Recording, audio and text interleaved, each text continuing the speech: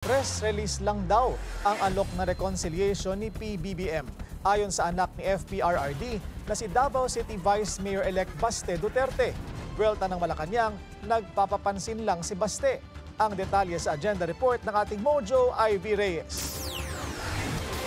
Unang-una, pinapansin pa ba si Mayor Baste Duterte sa kanyang mga sinasabi?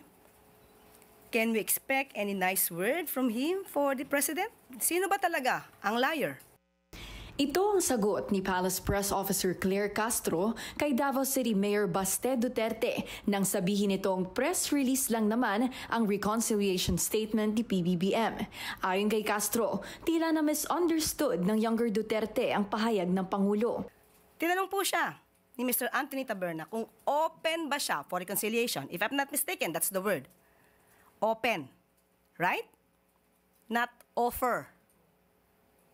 So malaki po ang pagkakaiba ng open for reconciliation at nag-o-offer ng reconciliation. Hirit pa ni Castro. Sino ba ang matinong leader ang hindi open for reconciliation? Sa ngayon, alam niyo naman po siguro kung sino yung hindi open for reconciliation. Tinawag din ni Castro na obstructionist si Mayor Baste dahil puna raw ito sa cabinet reset ng Pangulo kahit hindi naman ito alam ang buong kwento. May mainit na sagot din si Castro sa mga kritiko patungkol sa posisyon ng Pangulo sa impeachment trial ni VP Sara. And we hope that he will also give respect to the President by not making and creating such kind of intrigues. Intriga po ito. Alam naman natin kung sino ang marunong at eksperto sa paggawa ng intriga at pagplanta ng ebidensya.